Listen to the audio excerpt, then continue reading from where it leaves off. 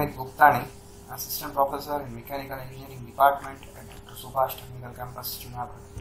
I welcome you all on today's presentation related with the subject Industrial Engineering.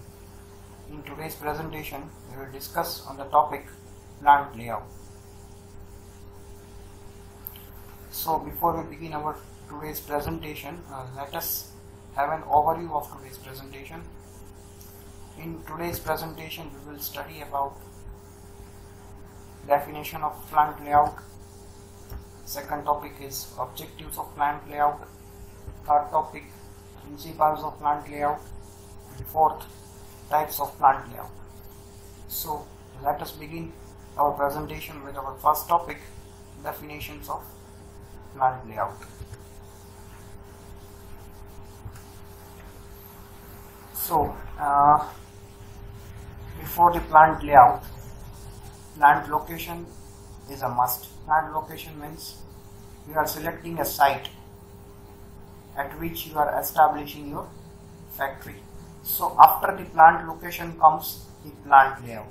So in simple words, plant layout is nothing but the site which you have selected for the factory or the space in which you are arranging your equipments, machineries, tools, materials. That is simply called plant layout. Arrangement of those equipments, tools, materials in such a way that there is a smooth flow within that plant layout. So that is all about the definition. Now our second topic of discussion is what are the objectives of plant layout. So one by one we will see the objectives of a good plant layout. In that first one, flow of materials, man machine should be smooth. So how you are designing that layout, within that region the material, the man, the flow of those parameters or those items should be smooth. There should not be any backtracking. There should be always forward movement of all those things. The second objective of a good plant layout is efficient utilization of available floor space. So once you have selected the site, you have selected the space, now you should effectively utilize those space in terms of length, width and height. So everything should be covered in an effective manner. That is called effective utilization of available floor space. Means workers can move freely without any interruption. Then material handling is minimized. So good plant layout should also be considering that material handling is minimized, as the raw material needs to be moved from one workstation to another workstation. So that must be taken care, thus material handling is minimized. Otherwise there will be a possibility of materials getting damaged. Next point, reduce congestion. Reduce congestion means there should not be any blocking or crowding of materials at one particular workstation. Next is waiting time for semi-finished product is minimized. So at one workstation, suppose the raw material is entering, and at that place one operation is completed, so it should move smoothly and in forward direction to the second workstation. There should not be inventory of that semi-finished product at one particular workstation. It should move from one station to another station in a straightforward and forward path. So again, just if semi-finished product waiting time is minimized, then ultimately the time required for the finished product will be also minimized. Next is reduce throughput time.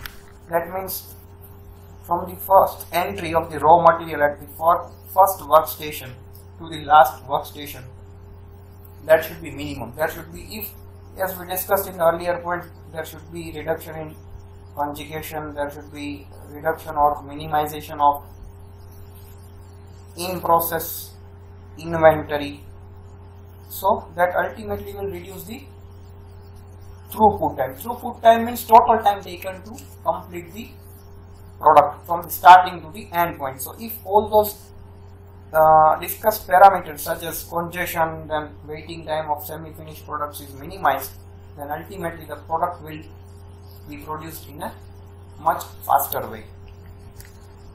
Next is ease of working, maximum safety and minimum health hazards for people working. Okay, so the environment at which or the place where they are working, their safety must be considered, then there must be minimum health hazards, means those temperatures at which they are working, there should be those temperatures should be accordingly, so that they can maintain their enthusiasm. Then maximum safety, if there are vibrations, then that must be bearable to them, otherwise it will cause fatigue to the workers and ultimately their production will be affected. So all those parameters must be considered, such as environmental conditions, working conditions, their safety. There must not be any fumes or any odors at where they are working, that will again affect their production. So last, flexible for accommodating minor variations. Now your plant layout design should be such that if the demand increases suddenly, and within that design plant layout they must be in a situation to accept that increase in demand, or whether the product's design is being slightly changed at that time, within that layout that must be in a position to be accepting those minor changes, so that layout should be flexible.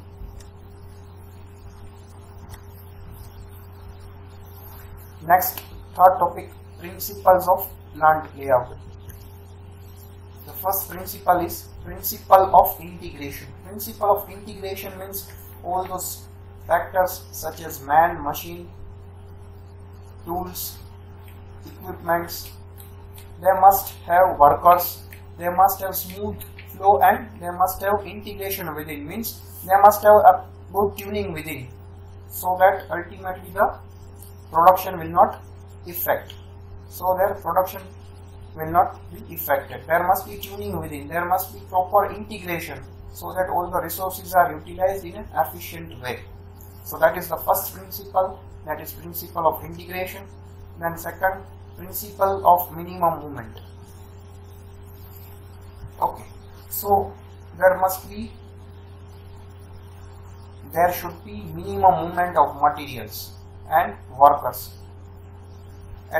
They should travel minimum distance, so that they can give their work in an efficient way. If workers are moving from one place to another place, they are traveling more within that particular layout, and ultimately they will get tired. So this must be also considered. Materials should move as minimum distance as possible, and labors also. The third principle is principle of space. So whichever the space that has been selected, they must be effectively utilized in terms of horizontal and vertical distance. Means if they want to stack or they want to have the inventory of materials, then they can stack one over another the materials in a vertical direction also. So that should be utilized both in form of horizontal as well as in vertical way also. That space must be utilized in both the ways. That is called principle of space. Then principle of flow.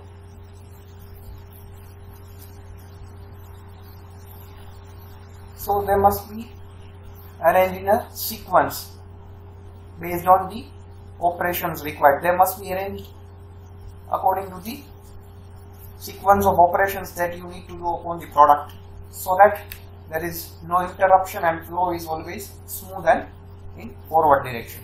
There is no backtracking. That is principle of flow. Then principle of safety. The places at which they are working, they must be ventilated, there must not be any fumes, noises. Noises, odors, dust. The working environment should be pleasant, which ultimately will help them to operate at higher efficiency, and their efficiency will also increase. The workers' efficiency will also increase if the place at which they are working, they are well ventilated, there is no any unwanted noise, then there is no fumes, means gases, then odors means bad smells are not there, then that will increase their efficiency ultimately, and that will ultimately help them to get more out. So that is principle of safety. Then principle of flexibility. So that particular layout should be in a position to adopt or accommodate the changes, whether that product in the market is totally obsolete, then if you are adopting some new design or some demands are increasing suddenly, at that time within that layout or with that particular layout must be in a position to accept or accommodate that minor changes. So that is called principle of flexibility. It is given with an example in an automotive industries. As we know, in automobile industries, after 2 to 3 months or 6 months, there are always new models that are launched by the company, 6 months or 1 year. Then there must be change in that particular design. So that layout must be able to accommodate that minor changes. Okay, last topic, types of plant layout. Mainly there are 3 types of layout that we will discuss. The first one is product layout, also known as line layout. So we will see 3 types: product layout, process layout and fixed layout. So we will start with the first type of layout, that is product or line layout. So in this type of layout, based on the requirement of product, accordingly the machines will be arranged in that sequence. Suppose, for example, if a product requires 3 types of operation, that is lathe on lathe machine, one on milling machine and last on drilling machine. So accordingly that machines will be arranged in that particular sequence which is required. Only those 3 operations are required on that particular product, so that machines will be arranged according to that sequence, first, second and third, and afterwards you will get the finished product. So based on the requirements, accordingly the machines will be arranged. So under this, machines and equipments are arranged in one line depending on the sequence of operations that are required for the product. This type of layout is preferred for continuous layout, and there is no backtracking or deviation. It moves from one workstation to another in a sequential manner. These types of layouts are adopted for food processing unit, pepper mills. Pepper mills means peppers are produced from the bamboo tree. Then raw material is bamboo tree, and doing that raw material enters from one side, then some operations are done or some processes are done, and at last that peppers are coming out. So this is explained in the figure. There are, as I said, a product layout is one in which machines are arranged according to the requirement or according to the operations that are required to be done on the product. So here we have taken examples of two products.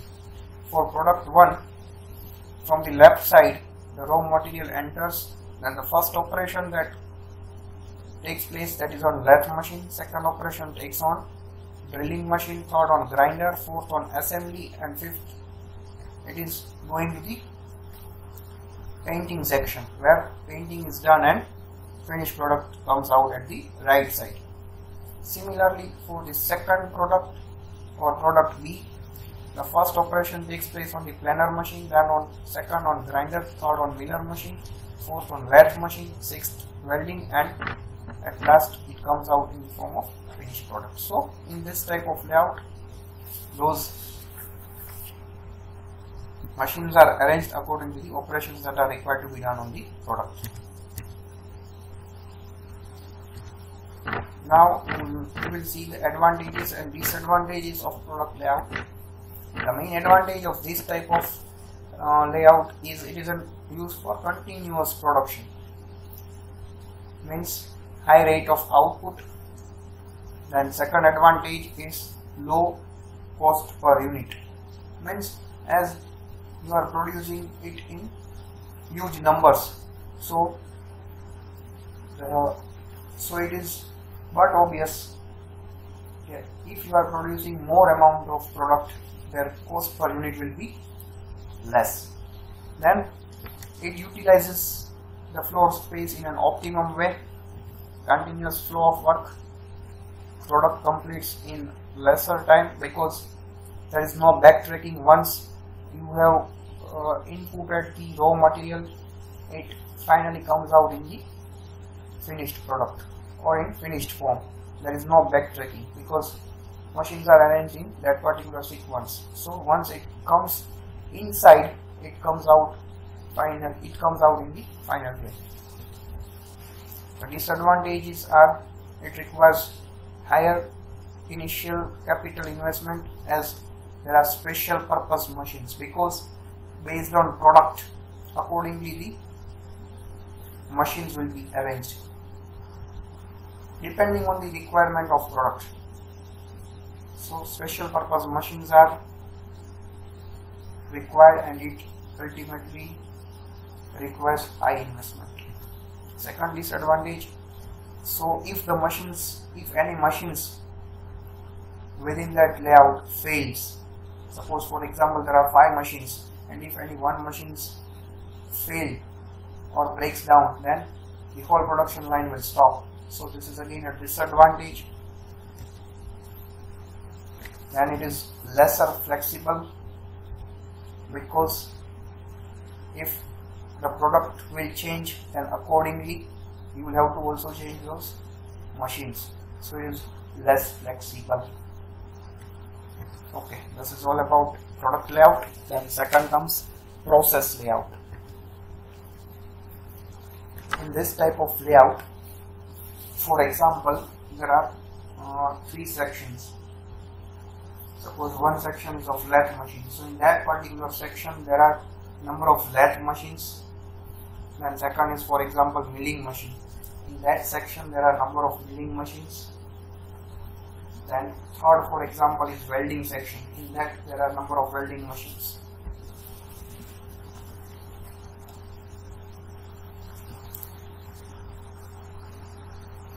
This particular type of layout is employed in batch type of production. This type of layout is also adopted in hospitals.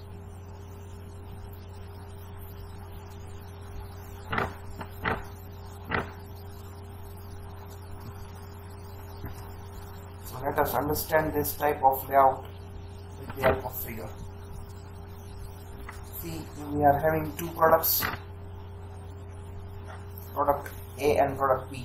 So for the first product, first operation is drilling, so we are taking the raw material to the drilling section, then it goes to planning section, then it goes to milling section, for the milling operation, then it goes to the welding section, then it goes to the grinding section, and then ultimately it goes to the assembly department where it is assembled and it is taken out in the form of finished part.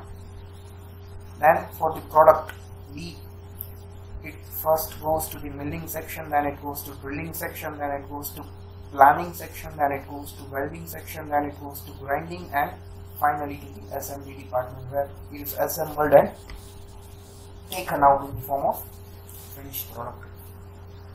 So what is the advantage of this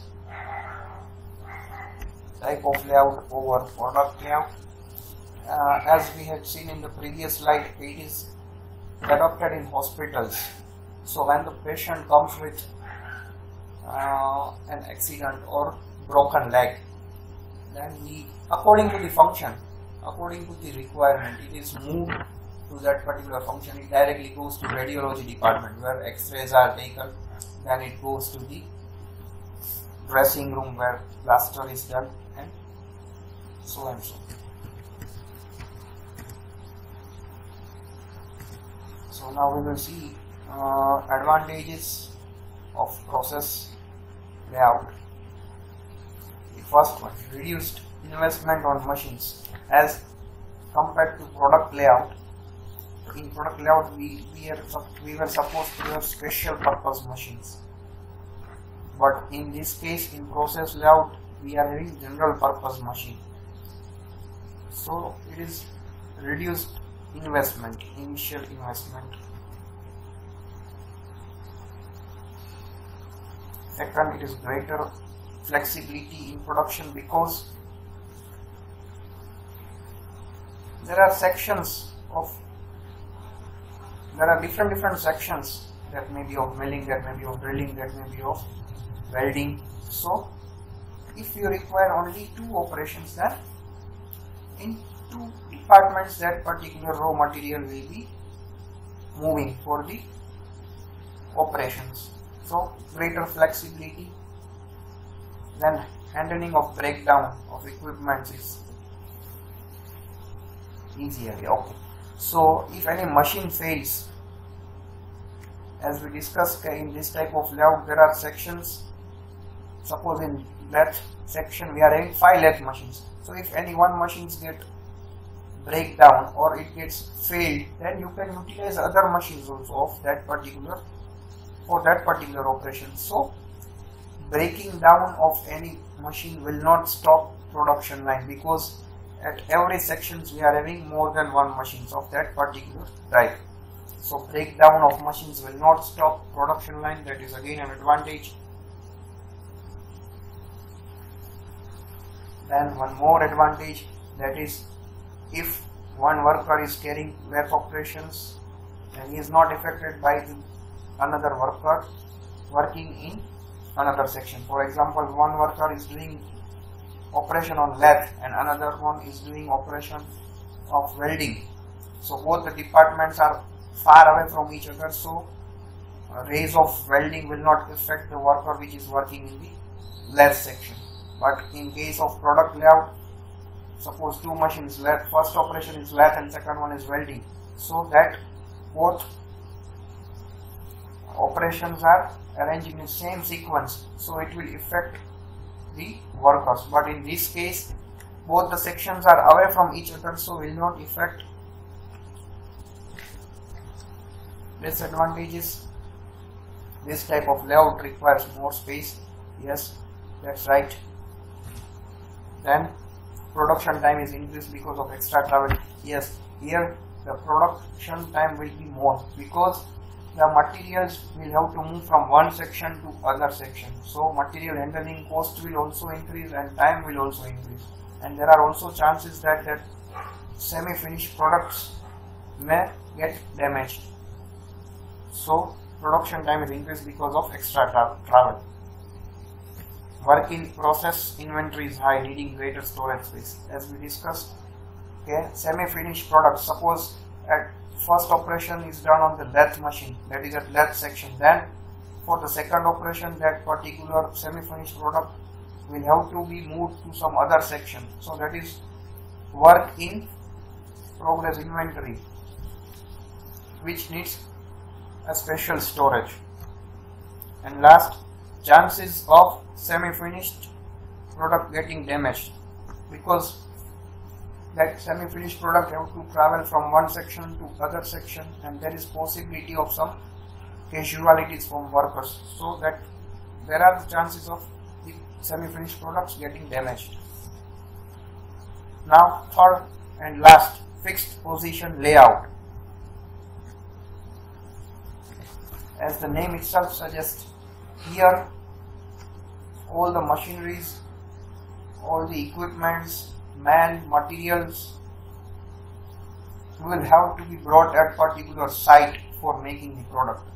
Best example is manufacturing of parts of shipbuilding, which are very large. So at that particular site, everything has to be brought over there. Man, machine, material, equipments are to be carried over there at particular site, and at that place you will have to do the manufacturing of that particular product. Examples are of shipbuilding, aircraft parts, then boilers, turbines, road buildings. Best example, that is road building. Wherever we are making a new road, at that place all the materials, all the workers, all are brought over there, and they will ultimately do the work at that particular selected site. From the figure, let us understand all the labors and equipments are brought to that particular. Here it is shown in figure at shipbuilding yard, where ships parts are to be built. All things are brought over there and manufactured over there, and finally the product is obtained in final form. So now we will see the advantages. Investment on layout is small because you will have to go to that particular site, so investment is less. Then a number of quite different projects can be taken with the same layout. Yeah, you can make different parts, different shapes over there. Then worker takes pride when the work is completed. They feel proud for themselves that I have achieved something. That is again an advantage for them.